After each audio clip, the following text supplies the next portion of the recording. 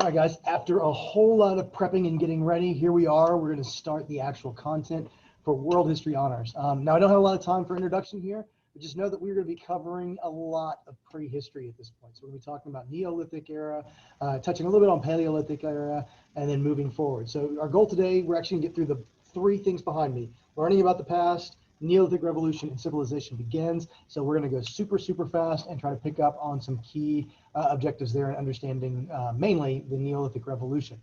All right, so the very first thing we're going to do is we're going to start in section 1.1. And section 1.1 is going to introduce us to learning about our past.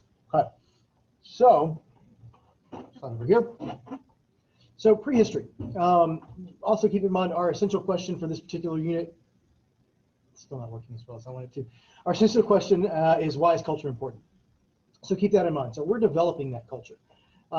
Prehistory is the time before writing was invented. That means that there's a whole lot of years where we really don't know exactly what happened, other than through looking at things like the fossil record and artifacts, which artifacts are any objects made by humans. So that means that today, if you go home and you make a paper mache boat, you've made an artifact, okay? Now, the artifacts that we have from the prehistoric time, they tell us a little bit about what tools and abilities that prehistoric man and woman had. Now, when we look beyond just the artifacts, we look at the anthropology. That is the study of origins and the development of people and their society. So how did people and groups come together? You know, sometimes we will have some way of putting it together with the artifacts. Sometimes there is rudimentary writing, maybe that came along years after prehistory, but stories that were passed down verbally throughout history have made their way up. And so those kind of things come together and help us understand where people came from. Now, archaeology is a study of past people and their cultures through the material remains. That differs from anthropology because anthropology is looking at cultural stuff, sort of more the intangible type things, whereas archaeology is looking at making decisions based upon the tangible things. So you can tell through archaeology what people groups maybe worshipped idols, or what people groups had access to what kinds of tools. We can use archaeology to determine whether a group was in the Iron Age or the Bronze Age because of the types of metals that they worked with. Okay, so how do we date those artifacts? We ask them out. Just kidding. Sorry, punny. We date the artifacts by relative dating methods. That's number one. We determine whether material remains are older or newer than other ones. So for instance, if you pick up something that's made out of bronze, it's from the Bronze Age comparative to the Iron Age. Okay, bronze is older than iron, so the Bronze Age was older than the Iron Age, so therefore we can probably guess that this bronze sword is a little bit older than this iron sword, okay, relatively speaking. The problem with that is that it's not specific enough. It doesn't give us a lot of details on that, and it is very relative. I mean, it's shifting. It doesn't help us much. It gives us a broad idea of when, but not enough. So then there's absolute dating methods. Determining exact ages of organic objects such as bones, wood, and ash. And an example of that is we use carbon-14 dating, C14 dating. So what you would do is that you would look into this little image that's right down here. It shows that basically at different times in human history, there have been different levels of carbon in the atmosphere. And over time, those carbons, they degrade, they go down, they degrade in their quality over time. And so by looking at how degraded those carbon atoms are in certain things, we can determine a much more specific time frame for where something is. So it's not just, oh, that was from the Iron Age, so it's newer than the Bronze Age. We can determine with relative certainty a lot closer into what that is. Okay, so now that we know how to, stop the video. So now that we know how to look at dating, let's look at the different people groups in prehistory. So the early hominid groups, and hominid basically is the idea of people walking on two legs. You have Australopithecines. These are the earliest known upright human beings that we have. Okay, and if you would look at them very closely, they look very, very ape-like. Lucy was one discovered by Donald Johanson in 1974. So this was the bones of Lucy. And from that, they were able to kind of reconstruct what the physical look of Australopithecines were. The next one is Homo habilis. And Homo habilis stands for handyman. Basically, Homo habilis uses tools, but at the same time, Homo habilis is still in much more of an ape-like shape and form. The posture of Homo habilis is still hunched. Homo erectus is upright man. That means that he walked erect. He stood up tall like a human being, and you're beginning to see him look much more like a human being would. And then that leads us to Homo sapien. That's you and us, you and us, you and I. Thinks or wise man, depending upon how you look at your translation.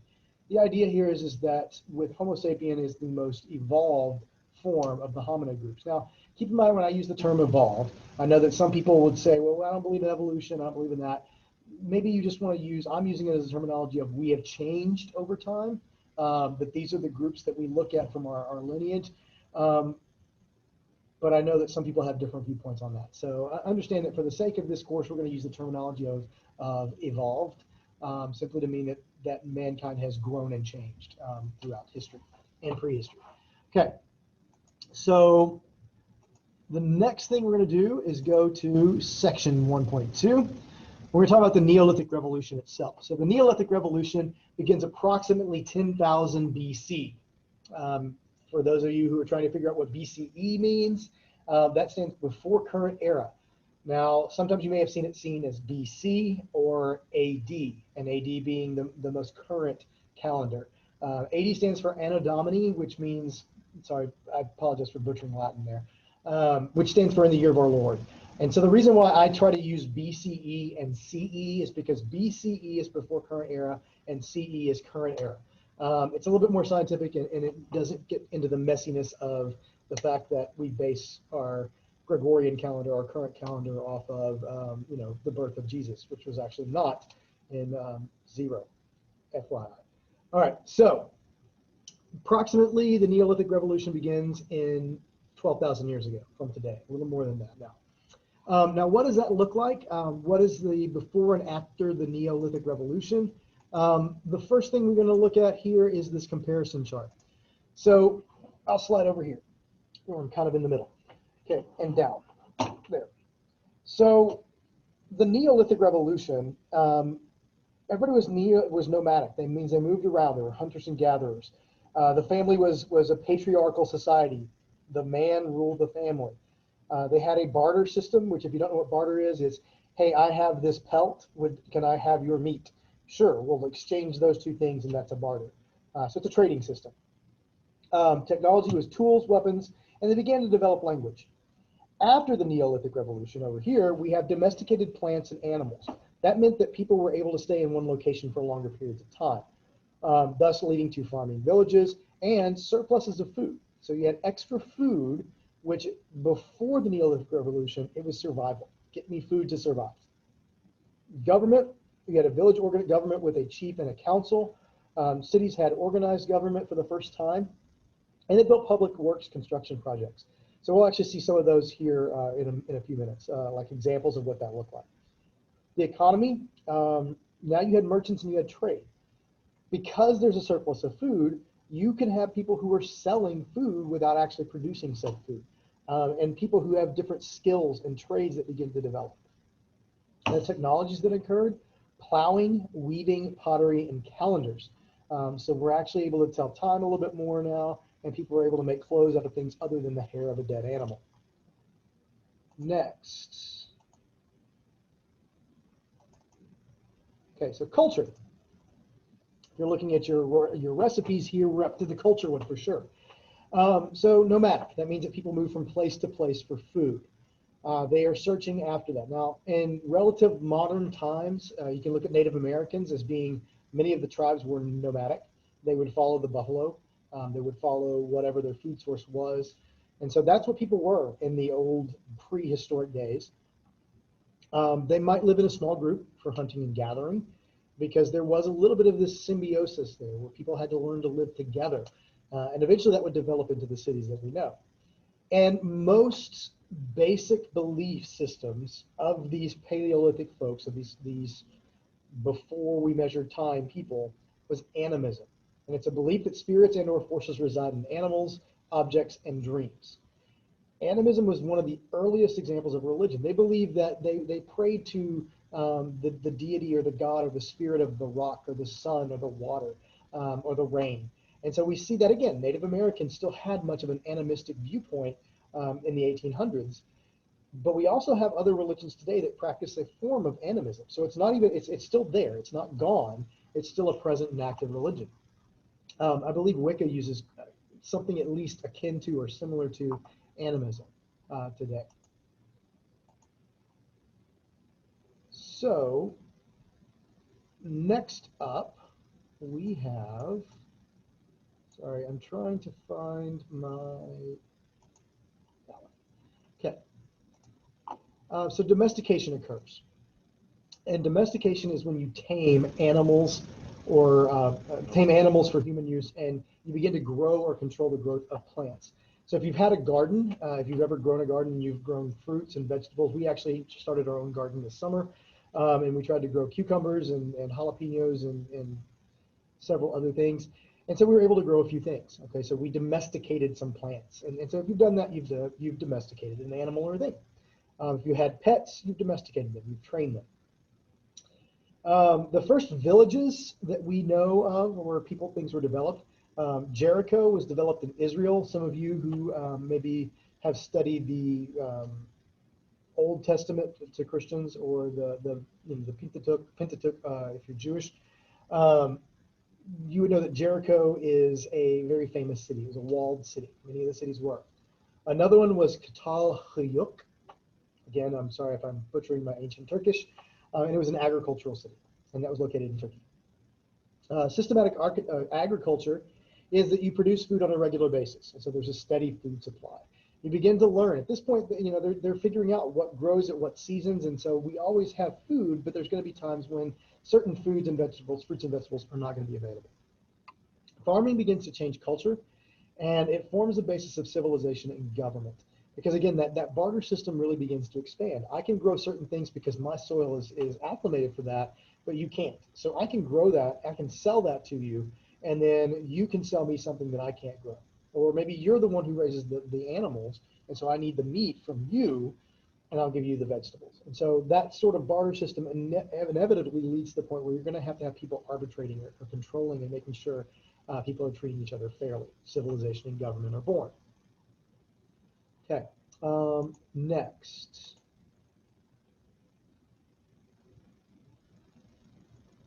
We go to, here. Okay, civilization begins. With the Neolithic Revolution, people are no longer nomadic. They have more free time. Again, we have structured farming, and so people are done at a certain point. It's not survival all the time. You have that extra time. And they begin to develop true culture, the way of life of a society.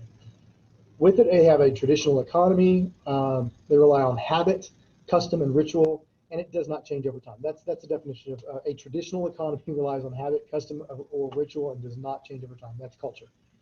Civilization begins to emerge. And as it is, it creates a highly organized social order. And that social order has the following components: cities, governments, complex religions, job specialization, social classes, arts and architecture, public works, and writing. I'm not going to say too much more about this. I'll let you take a picture if you want of that for your own notes, but I'm going to kind of explain it in course notes here momentarily. So first of all, we look at the ideas of river valley civilizations. So know that the beginning of time, the beginning of human civilization, sorry for the headbutt, the beginning of time in civilization started around rivers because there was easy access to drinkable water, potable water. And so the river valley civilizations that developed a long time ago. As you can see, here's 0 BCE. So that's when we switched over to the calendars. And then back here, 6000 BCE. Our first group to develop of river valleys were the Sumerians, Babylonians, Akkadians, and Assyrians. So these people are in what we would call the Fertile Crescent, Mesopotamia.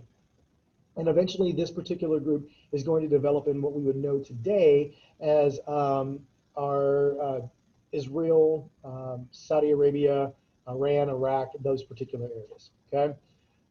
Now, they were the first group. The next group to develop was along the Tigris and the Euphrates, and that was in Egypt. So the Egyptians began to develop, and they are a very strong force, and they are along the, sorry, I said Tigris and Euphrates is next, my bad. The Nile, yeah, the Nile is second. Sorry, Tigris and Euphrates is the Sumerians. That's where they are. And then Nile is in Africa, and Africa it develops the Egyptians. The Egyptians end up being a super powerful force relatively quickly. The next Indian River, or the Indian River, the Indus and China, sorry, Indus-Indian rivers civilization develops in the north part of what is today modern India. And so we'll talk about them. And then the most recent would be the Huang Valley or the Yellow Valley, Yellow River Valley, which is China, modern day China. And so those are the four major river civilizations. You can help them to remember them as the tiny, Tigris and Euphrates, Indus, India, Nile, and Yellow or Huang River. So tiny. Okay, next up, we go into what really makes a society, what really makes a civilization. So as you can see, here are 7 different categories. You've got government, complex religion, job specialization, social classes, arts and architecture, public works, and writing. So each of these 7 we're going to go into in detail, and I'm going to go through these pretty quickly so that we don't eat up all of your time today.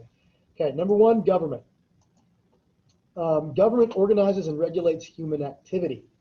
They do development of public works, defense, and food supply. Now, public works here is going to be defined. Again, we'll talk a little bit more. It's basically going to be, how do we maintain sanitation? How do we maintain order within society, building and developing roads and structures. Government was originally led by these types in the different river valleys. So monarchs, kings and queens, led the Tigris, Euphrates, and the Huang River. Okay, so kings and queens there. A theocracy was developed by the Indus River Valley civilization. And so a theocracy is a government run by religious leaders. And in a lot of cases, your theocracies, the governmental leader will view themselves either as a messenger chosen by God or a god themselves. And so we'll get into those particular situations where we see that later on. Lastly, the Nile in Egypt was kind of a theocratic monarchy. So you had a situation where ultimately your pharaoh would identify themselves as a godlike figure. Or either directly a prophet of God, or they were God themselves. But it was a lineage, much like a monarchy. So father passed on to son or other male relative. And actually, Egypt is kind of progressive. They end up having a few female pharaohs as well, fairly early in retrospect. Okay, next, we look at complex religion. So to explain the nature and their own existence. So people were looking for an explanation as to, why does the sun rise in the morning? Why does the water dry up? Where does rain come from? And so they began to, like we said, with animism, they began to attribute that to spirits or deities that ruled over those particular elements in society or in the world. Usually in the beginning days, these were polytheistic. In fact, up until Israel comes into the picture, polytheism is the rule of the day. It's the way you go. Everybody has multiple gods, at least 2, more than likely hundreds. These gods were crucial to a community's success. They would perform rituals to appease the gods. And yes, in some of these early days, some of the rituals did involve sacrifice. There are a few ancient pagan religions that did sacrifice children way back, a long time ago. So there was some pretty dirty stuff going on when it comes to religion back in the old days. All right, rulers claim to be divine. Again, like I said, you got the pharaoh who said, I'm God, or, I'm from him. And so many of them did claim actually to be that. So you can see here, here's an image of Babylonian sun god and the chaos demon. Sounds like a fun show. Okay. Now, so about job specialization. As I mentioned, it's not everybody farming, not everybody hunting and gathering. Some people have skills, and they begin to use those skills. Artisans are people who are skilled workers in a craft. So a lot of times your artisans would make things like the pot you see there. My arm disappears into it, but it's there, I promise. Then you also have people who are developing building materials. So like When we talk about the pyramids, there's big questions about where the pyramids came from, but the truth is that whoever designed them was probably some form of artisan, and they knew exactly what it was and what to do. The stone cutters, without a doubt, were cut the stone today. And then you see here, this is an example of Chinese math, specialized labor. China, the industry, sorry, not China, the Huang River Valley begins to develop this Chinese math and to really advance the culture as well in that regard. Next, we have social classes, okay? Now, social classes, people are ranked according to their jobs. If you are a hunting-gathering society, then the hunter is probably one of the most important people. But as society develops, that changes. If your job is a farmer and you provide the food for the community, you're pretty important until people begin to have other jobs. And then the farmers begin to drop in importance. So here you see an Egyptian pyramid. The pharaoh is at the very, very top. He's the top of the pyramid, literally. There's nothing more important than him. And you go all the way down to the bottom where you see the slaves, the people who are tasked with either working in a household or doing some sort of manual labor in the community. And merchants kind of fall in the middle, the people who are selling stuff. But social classes differ from different society to different society. You still saw a lot of this represented even in relatively modern India. I think it was in the 1940s or 50s where they finally said, no, we're going to do away with the caste system officially. But if you talk to some people who were there, there's still elements of it that are present. We even have our own version of social classes, but there's a little bit more movement allowed within American social classes than, say, a traditional caste system. Arts and architecture, not a lot to talk about here. We got a ziggurat. Ziggurat is a temple dedicated to the chief deity of that particular city. So it's an early form of the temple. And these things could be massive and they could be relatively small, but they popped up a lot in Sumeria when people began to develop society and culture. All right, public works. I mentioned this several times. These are infrastructure things. So like public works for modern society is the people who get us water to our house, who maintain our roads, who handle sanitation. That's all public works. But for them, it's that plus it's the people who build the roads, who build the bridges, and people who defend the walls, create walls of defense and actually stand on those walls. So there's so much more that goes into it, but they needed to have people to do these jobs, and those people were assigned in many cases by the government at the time. Okay, next we have writing. So writing is one of the final developments of a society, and writing looks very different based upon the culture. So you can see a couple different examples up there. You've got like basically some cuneiform, you've got some pictographs, some different things. So the first thing of writing that we used was for record keeping. So people would write things down to record how much grain was produced, who prayed, who provided what ritual, offering and sacrifice, and to maintain time, the seasons. And the main reason why you would measure seasons is because you wanted to make sure that you knew when to plant what for your crops. Pictographs or pictograms were simple drawings that look like the objects they represent. Today you might call them emojis. I mean, it's really kind of what it is. If you were happy, you draw a happy face type thing. So if you look at some of these, if you Googled pictographs or pictograms, you get to see some of these. And some of these are actually fairly, representative of things that we might use it as an emoji today. Eventually, complex writing with letters came. Trained individuals called scribes were the ones who wrote these things down because, again, the more complex the writing, the more skilled labor this actually falls under. And the use for writing as creative expression came much later. So people weren't really writing down for entertainment or poetry and music and those kind of things until much later on. They were writing because they had to keep accurate records to know who needed what and what was going on. Finally, growth. So the last thing for today's notes. Cultural diffusion is the spread of ideas, customs, and technologies from one people to another by migration, trade, or warfare. So people would invade and they would bring their culture. Then they would leave and invade another country, but they would leave that cultural tidbit behind. Sometimes it was migration. Different people would move from one area of the world to another, and they would bring with them their customs, and they'd invite their neighbors over, and their neighbors would be exposed to those customs, and things might change. We then move from Cities to states. City and surrounding area becomes a city-state. So these became sort of autonomous governments, empires, autonomous governments in small form. And then eventually those city-states would combine to form empires. The group of states or territories controlled by one ruler. And the first known emperor was Sargon the Great.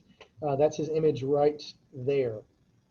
Yeah. Sargon the Great creates the first world's empire around 2300 BCE. And we'll talk a little bit more about Sargon the Great of Acadia in the next set of notes. That's all for today. Have a wonderful time.